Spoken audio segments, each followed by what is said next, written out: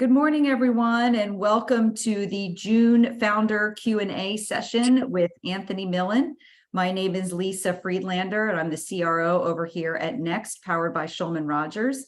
Next is an innovative and award-winning model for the delivery of legal services to startup and emerging growth companies. And we are really excited to offer this monthly Ask Me Anything session with Next founder Anthony Millin, finance attorney, serial entrepreneur, and venture capital partner. So thank you for joining us today. I will turn it over to Anthony. Feel free to add questions to the chat. Karen, I think we're putting some double audio on there. Add your questions to the chat or chime right in since we're a small group. Who would like to kick us off? I'll turn it over to you, Anthony. No, I'm excited to be here with everyone today and looking forward to our discussion. I'll start. Thanks, Karen. Good morning, everybody. Happy Friday. I have a few questions, but I'll just do one and, I don't want to hog the time, but I would say I'm just looking at my notes. When you're, I guess, pre-stage, pre-revenue or early stage, what would you think the top 3 things investors want to know? So if you're pre-revenue, investors only have really a few key metrics that they can look at. The most important one they're going to look at is the team, right? And then early stage companies, so much of what you're investing in is the team, because especially for early stage companies, things change, they pivot, market opportunities change, but the team is consistent. So trying to show your team being the founders and also advisors and other people that are connected to the team build up that what we call the team, number one. The second most important thing is around market opportunity. So how big, once everything's up and running, how big is this opportunity? So people who are investing in very early stage companies often will invest in a number of companies in a portfolio, and no one knows upfront. Even the best investors don't know upfront usually which companies are going to be the ones that become kind of home runs for them and huge exits for them. That's why they invest in a portfolio. So they want to know that every company in the portfolio, not that it will become that kind of huge exit, but that if everything goes right, it has the chance to be that huge exit. Okay.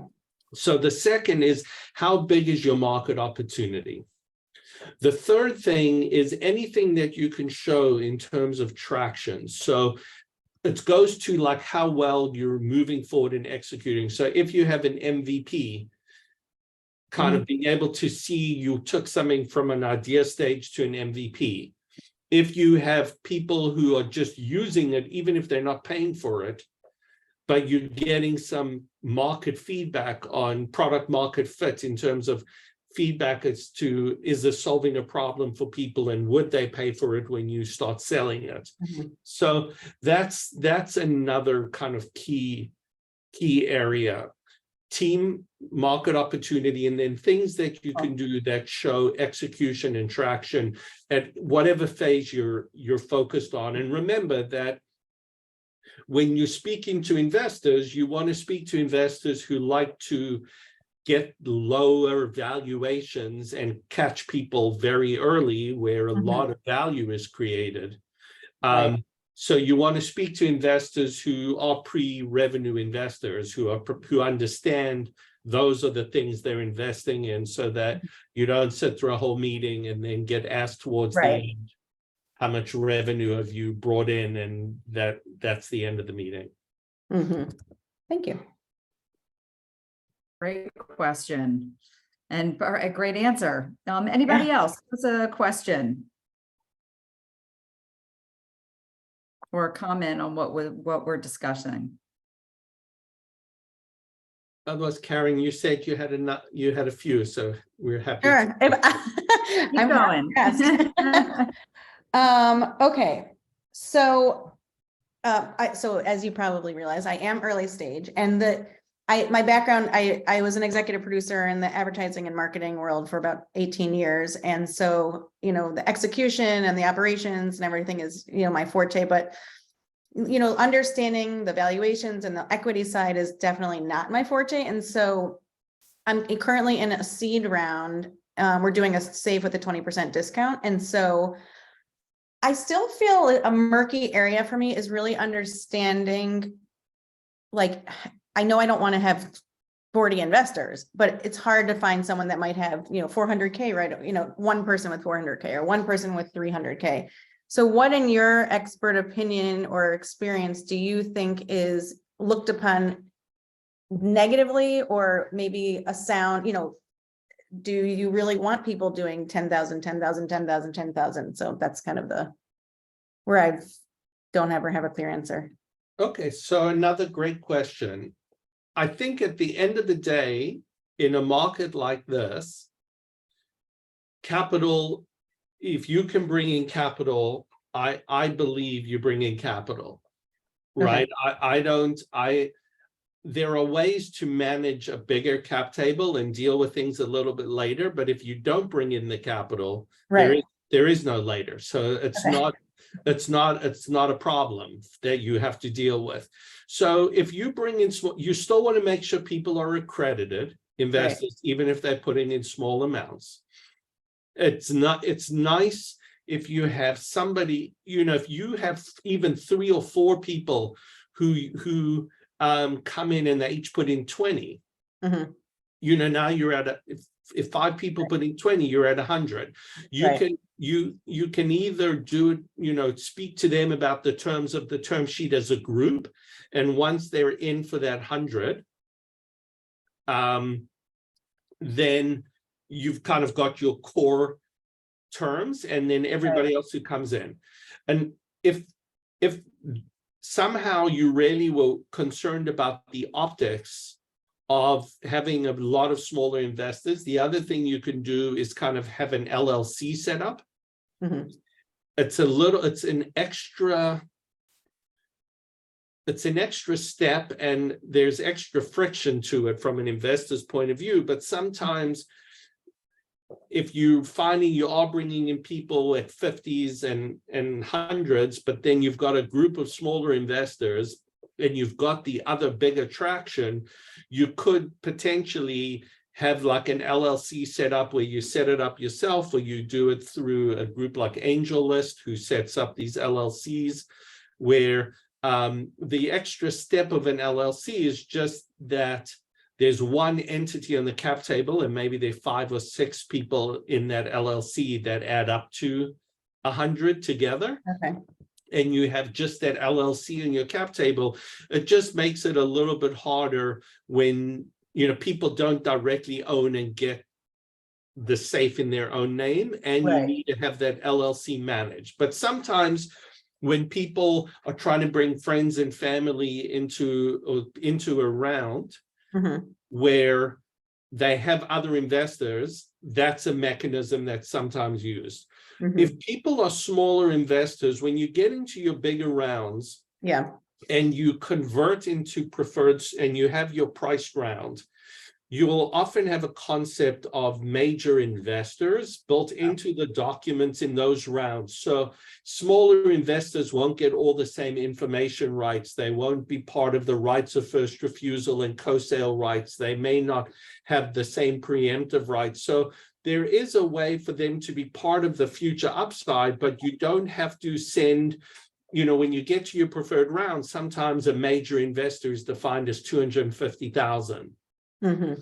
So you're not having to send out the same quarterly information to people who put in 10,000 as you, and so from a management point of view, when later investors come in with bigger checks and you have these rounds, they use this major investor concept. So there are tools to deal with it even later. But if the key is to get the money to build your business, then you don't have other choices, then you take the money and you deal with the you deal with it later. You Yeah, know, you deal with it. okay, thank you. I've been thinking about that nonstop as I have all these conversations with people and, especially right from an optic standpoint, from other standpoints, is it, good, bad, indifferent? So thank you for that. Any other questions before we let Karen keep going? I kind of follow on. These are great questions, Karen, Yeah. really. I have kind of a quick question.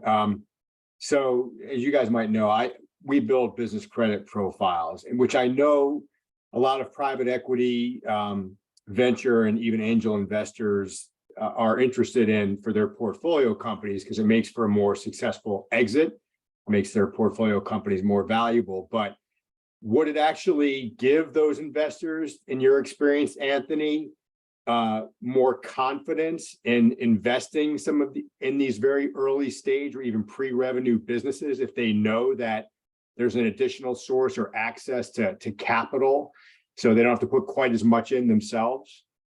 Yeah, I think any time that there is particularly non-dilutive capital that is part of the cap table, everybody benefits from it. So it would certainly de-risk a business. Now, you're balancing the non-dilutive capital, particularly if it's some type of alternative structured loan or some other component like that. From the founder's perspective, it's leverage for them and their existing investors. The question just comes in terms of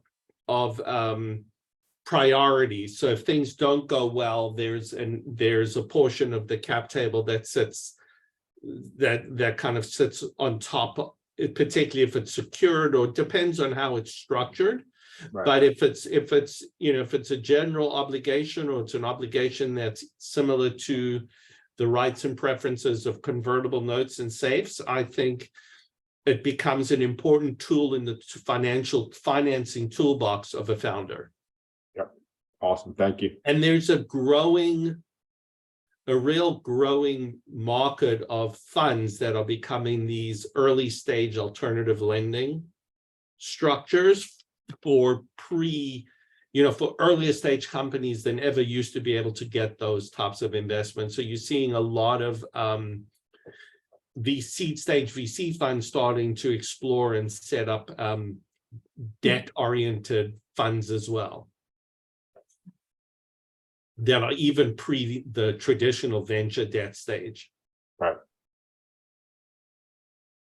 Thanks, Jeff. Any other questions from the group? I'll ask a question. Great. So I have a question around, Anthony, two questions. The first question is for those of us that may be bootstrapped in the beginning, when we actually are showing evolution of investment, as I think through this, is that I have to close my seed round in the next 60 days because our clinical study is starting in September. Okay. So now pressure on. And so I'm just really refining all of the focuses. So is it better, as you know, I put money into the company. Is it better for me to, and that's going to go into the note, into the seed round, but is it better for me to show that as a pre-seed and then show the seed round so that I have this 2 steps? Or is there any benefit in doing that? Or is it just because one of the things that I've been struggling a little with, and it feels like, there's a lot of people that don't, we just heard it in a minute. There's a lot of people that don't want to do early investment, till you reach XYZ milestones. You build your team, you have all these, you de-risk yourself. But at the same time, when those of us that have invested in the company themselves, it feels like they don't even count that original investment that I made. So I'm just trying to figure out how to position it best. Is it best for, like if I have a 3 million round and I do X amount percentage of it, is it best just to say that, seed round with, a note that I've funded in that round? Or what's the best way to kind of position that? Yeah, look, I think it's always important if you're putting in real material amount of capital as a founder, because you start off the company with 100%. And you start off with 100%, whether you seeded the company with $50,000 or $1 million.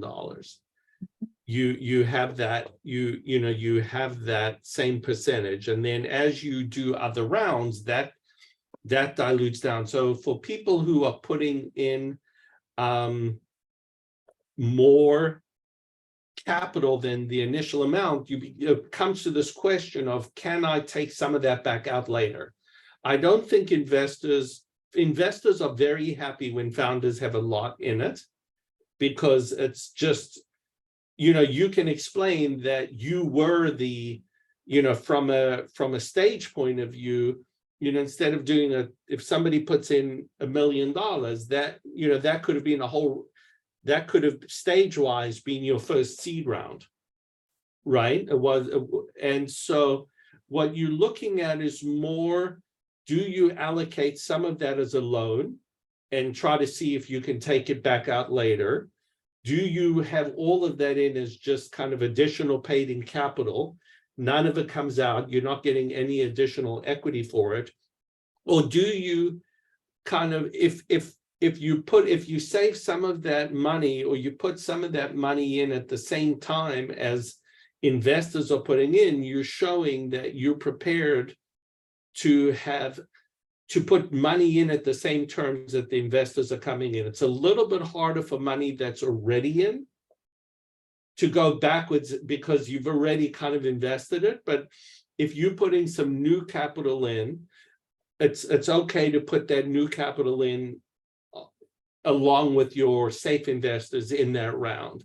But I think I would really point out that the reason you have this much traction and you're asking a valuation you're asking for is because you, in essence, put in the first, whatever that number is for you, if it's a material number. So I don't think it changes the stage of your current round. I think it just goes to justification for how you were able to get as much done as you got done at this stage, and for the traction you already have and the technology that you've already built. Okay. But So I would emphasize that I don't think you're going to get it back, but I would emphasize the investment that was made that got you to, really this, this could be your next seed round. would you count that original investment? Like if I'm showing pre-seed seed, because, and I'm going to seed round, would you show it as a pre-seed, or would you just show it as, because, we've written it as a note into my seed round. Should I just show it as part of that we just didn't do a pre-seed? Should I just say that we did a seed round? Yeah, I mean, there's a small pot of capital that what you're showing investors is you're willing to put in real money on the same terms that they're coming in at, and that should give them comfort. I don't think I don't think that you have to. There's a lot of ambiguity around pre-seed, seed one, seed two. Like it's become very. It's a little bit ambiguous, and people use these a little differently. I think the messaging is, we believe in this round and this valuation. We're going to be investing we're coming into that same round on the same terms with this much money as the founders. The phrase could also be skin in the game, Mm-hmm. because when the CEO has skin in the game, you can be much more confident that there isn't going to be a surprise. For sure. I totally agree, Barry. Laura, does that answer your question? Yeah, I'm just, pressure's on. So I'm just trying to think through some of the issues, but thank you. Awesome. And then we have a comment or question in the chat from Jan about AI, and current investors are, are you only going to raise money now if you're mentioning AI, if you have an AI produced content? What are the risks of, eliminating the human aspect? What are you seeing, I guess, perhaps around AI, and what investors are currently looking for? I mean, people are excited about it as a new category. I mean, I see people talking about it the way people talked about the internet back when first started hearing about it in like 96 and 95. And, I think people believe it's going to open up whole new opportunities for new investment. From an investment point of view and a market point of view, I think people see it that way, but we have a number of, plenty of companies that have that are not AI driven or AI related, that are building companies and raising capital. I think it is something that if it does fit somebody's business model, you have to be careful not to just throw it in when it doesn't belong somewhere. It just again, like I remember every company in like 1996 and 97 suddenly became a .com company, no matter whether they should have, could have. .com was making it into their names, it was making it into their businesses, their business models. Some made a lot of sense and some didn't. But I think if you have a business of which AI is important, it will attract the attention of a certain group of investors. But I don't think if you don't, it's some, people are raising money across many different types of businesses. I remember the old joke that 3Com should have changed its name to 3.com, would have helped. We've got a few minutes left, folks. Does anybody else have a question? Folks listening in or a clarification? Laura, did you have an additional question?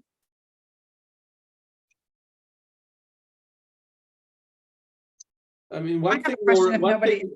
One thing I just want to add is when you mentioned at the beginning there, you kind of have a big milestone coming up and you're trying to, investors I've always found are constantly vacillating between kind of fear of missing out and fear of losing money. And sometimes they could be looking at the same company and the way it's presented and positioned and where things are, you're trying to move people to realizing that the opportunity that's on the table and the terms that are on the table are not always going to be on the table. And that if you can kind of show people where, and you don't want to close doors, so you can say, we expect in 60 days or 90 days, there's going to be some significant milestones. And that may change, at that point, we may just close this round and start a new round at a different valuation. That can sometimes put some, people, if they're more risk averse, then they're going to say, I don't mind paying a higher valuation, I just want to see that milestone.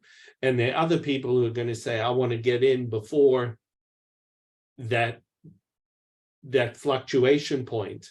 And so I think the greatest way is if you've got people already putting in money and you can kind of let people know you have enough to get through the next milestone or the next big inflection point, you'd like to have a little bit more under your belt before you do that. But if that pressure is kind of what you're trying to go for. Mhm. That's a great point, Anthony. Thank you. I have one last question, if anyone doesn't mind. So because I'm early stage, I was wondering when investors say, I've been working or talking with some investors who truly want to understand what they're going to get for the 20% discount. And because I'm finalizing a few extra things on my end that will allow me to come to a more accurate valuation. And obviously I'm not in my official price round yet. It's a little like, I understand why they're asking what they're going to get for their 20%. And so it's either take the risk or don't. And obviously I don't want to say that in that way. Yeah. However, the most I can do is provide the research on what companies are doing in terms of like, a 3X or a 7X or whatever.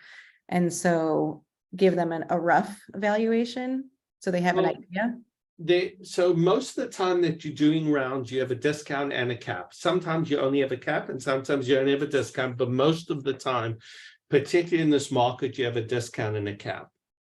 What the cap is doing is giving them protection that if the cap is just, it's a maximum valuation. So the way you would explain it is if somebody comes in at a $5 million cap and you execute incredibly well and things just break your way in every direction. So your next round is 15 million valuation. What they're getting is the new money is going to come in a year or 18 months is going to come in at 15 and they're going to come in at 5.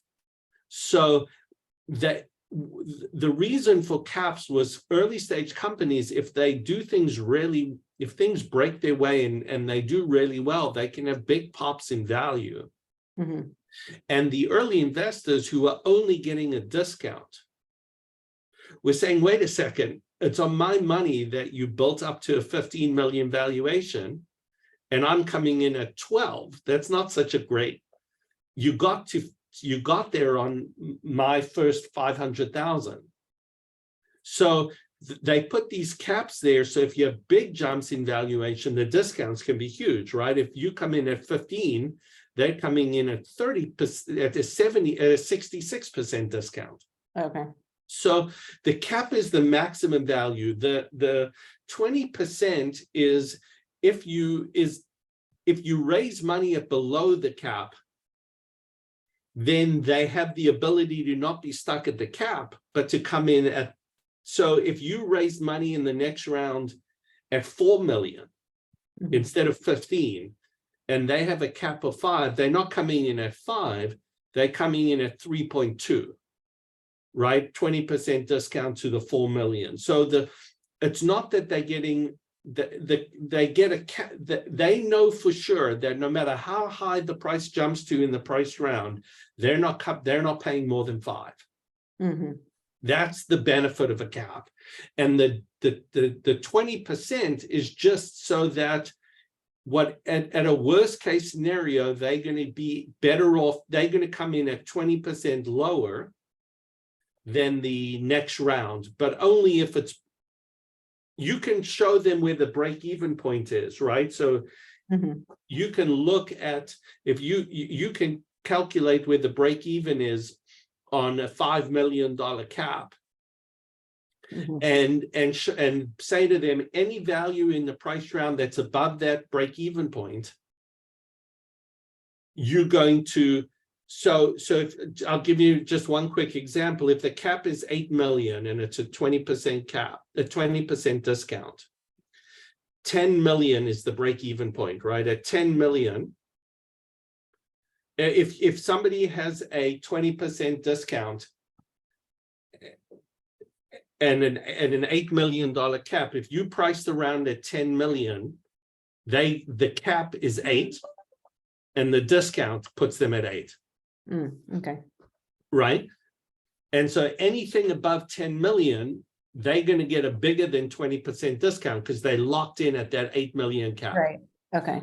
Anything below 10 million or below, they're going to get at least a 20% benefit over the new investors. Got it. Thank you.